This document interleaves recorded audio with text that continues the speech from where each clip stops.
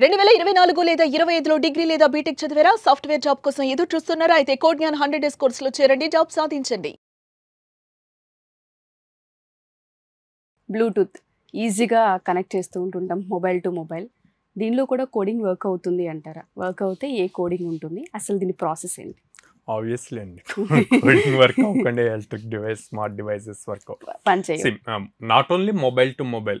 ఇప్పుడు మీరు చూస్తే mobile to watch, smart watch, multiple things అనమాట.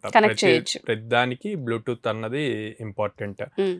మొబైల్ టు ఇయర్ ఫోన్స్ అన్ని, మొబైల్ టు ల్యాప్టాప్ కనెక్ట్ చేస్తాము, ప్రతి దానికి బ్లూటూత్. సో ఇదేంటంటే షార్టెస్ట్ డిస్టెన్స్లో ఉన్న డివైస్ని కనెక్ట్ చేసుకోవటానికి యూజ్ అవుతుంది అనమాట. సో దీనికి సింపుల్గా ఫస్ట్ ఏం చేస్తాం మనం, వేరే డివైస్ మనం కనెక్ట్ చేయాలి అంటే ఫస్ట్ స్కాన్ చేయాలి. అవునా? సో నియర్ బైలో ఉన్న డివైస్ అక్కడ డిటెక్ట్ అవ్వాలి. డిటెక్ట్ అయ్యాక పేరింగ్ చేయాలి, రెండు డివైజెస్లో పేర్ అవ్వాలి. పేర్ అయితే నెక్స్ట్ టైం ఎప్పుడైతే మీ రేంజ్లోకి ఆ డివైస్ వస్తుందో ఆటోమేటిక్గా కనెక్ట్ అవుతుంది. సో ఇదంతా కూడా ప్రోగ్రామింగ్ అనండి. బేసిక్గా ఇది రన్ అవ్వాలి అంటే సి ప్రోగ్రామింగ్ బాగా రావాలన్నమాట. మనం ఓన్గా దీని మీద ప్రాక్టికల్స్ చేయాలి అంటే బ్లూటూత్ అనే దాన్ని బేసిక్గా సి బేస్ చేసి బిల్డ్ చేశారనమాట. సో అక్కడి నుంచి పైథాన్లో కూడా ఈ స్కానింగ్ రిలేటెడ్ ఇవన్నీ కూడా వర్క్ అవుతాయి. పైథాన్లో కూడా మాడ్యూల్స్ ఉన్నాయి. సో ఇలాంటి డివైస్ని మనం కొత్తదోటి క్రియేట్ చేసి దాంట్లో ఒక బ్లూటూత్ మాడ్యూల్ పెట్టి వేరే డివైజెస్తో కనెక్ట్ చేయాలి అంటే ఎంటైర్ ప్రోగ్రామింగ్ కాన్సెప్ట్ ఇదంతా కూడా. సో ఇది స్టూడెంట్స్ నేర్చుకోవాలి అంటే ఫౌండేషన్స్ స్ట్రాంగ్గా ఉండాలి. ఇప్పుడు అందరూ ఏఐ గురించి మాట్లాడుతున్నారు, మెషిన్ లెర్నింగ్ గురించి, కానీ మీరు చూస్తే అందులో వాడే బేసిక్ థింగ్స్ అన్నీ కూడా బేస్ ఫౌండేషన్స్ వల్లే వచ్చినాయి అనమాట. సో అందుకని సి ప్రోగ్రామింగ్ నేర్చుకోవాలి, పైథాన్ నేర్చుకోవాలి, జావా నేర్చుకోవాలి. సో ఇవి నేర్చుకుంటే కనుక ఇలాంటి అప్లికేషన్స్ ఓన్గా బిల్డ్ చేసుకోగలుగుతారు. సో ఆ పేరింగ్ ఆప్షన్ ఏదైతే ఉందో దానిలో వర్క్ అయితే మీరు సి లాంగ్వేజ్ అని చెప్తూ ఉన్నారు కదా. మన దగ్గర మన కోడ్ నెల కనుక చూస్తే లాంగ్వేజెస్ పరంగా కానివ్వండి, కోడింగ్ పరంగా కానివ్వండి, ప్రాక్టికల్ నాలెడ్జ్ ఏ విధంగా రియల్ టైంగా ఇచ్చే అవకాశం ఉంటుంది అంటారు? వీళ్ళకి ఎన్ని మంత్స్ ప్రాసెస్ చేస్తాం ఇక్కడ వీళ్ళకి? సో ఎవరైతే బీటెక్ చదువుతున్నారో ఈ పర్సూయింగ్ వాళ్ళందరికీ కూడా సి అన్నది ఇంపార్టెంట్ అండి. సి ప్రోగ్రామింగ్ కరెక్ట్గా వచ్చి దాంట్లో లైక్ మీరు ఎట్లాంటి డివైజెస్ బిల్డ్ చేయొచ్చు. ఎంబెడెడ్ సి అని హార్డ్వేర్ డివైజెస్ లైక్ ఆర్డినో ఇట్లాంటి వాటికి యూజ్ చేస్తాం అనమాట, ఐఓటీ డివైజెస్కి. సో దానికి సి యూజ్ అవుతుంది. సో ఒకసారి దాని మీద ఇంట్రెస్ట్ వచ్చి ప్రాపర్ ప్రోగ్రామింగ్ నేర్చుకుంటే ఏ ప్రోగ్రామింగ్ లాంగ్వేజ్ అయినా ఈజీగా నేర్చుకుంటారు. చాలా ఇంపార్టెంట్ సి అనేది. సో దాని తర్వాత మనం ఫుల్ స్టాక్ కోర్సెస్కి ప్రిఫరెన్స్ ఇస్తాం, లైక్ జావా ఫుల్ స్టాక్ కానీ, పైథాన్ ఫుల్ స్టాక్ కానీ, డిపెండ్స్ ఆన్ స్టూడెంట్ లెవెల్ అనమాట. సో వాళ్ళు కంప్లీట్ కంప్యూటర్స్ ఐటీ సైడ్ నుంచి వచ్చారనుకోండి, వాళ్ళకి జావా సజెస్ట్ చేస్తాం. నాన్ ఐటీ నుంచి వచ్చిన వాళ్ళకి పైథాన్ సజెస్ట్ చేస్తాము.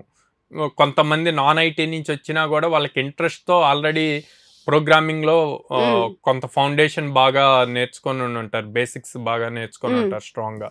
సో అట్లాంటి వాళ్ళని జావాలోనే ఉంటుంది, అట్లా క్రాక్ చేసిన వాళ్ళు కూడా ఉన్నారు. సో ఇదంతా కూడా 100 days ప్రోగ్రామింగ్. సో 100 వర్కింగ్ డేస్లో వీళ్ళు ఎంటైర్ ఒక అప్లికేషన్ని ఎండ్ టు ఎండ్ బిల్డ్ చేయగలుగుతారు అనమాట. ఓకే. సో ప్రాక్టికల్ నాలెడ్జ్ విషయానికి వస్తే కొంతమంది ఎక్కడో వీక్ అవుతూ ఉంటారు సార్.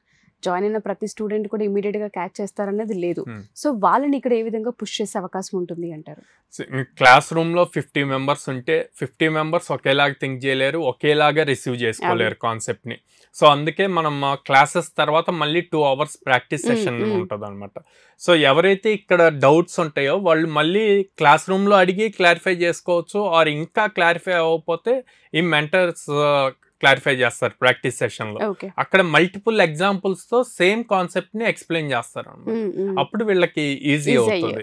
అండ్ మనం ఇప్పుడు ఏదైతే 100 working days కోర్స్ అంటున్నామో, సో నా పాయింట్లో ఏంటంటే నువ్వు కోడ్నాన్లో జాయిన్ అయితే నీ కోర్స్ అన్నది జాబ్ వస్తే కోర్స్ అయిపోయినట్టు.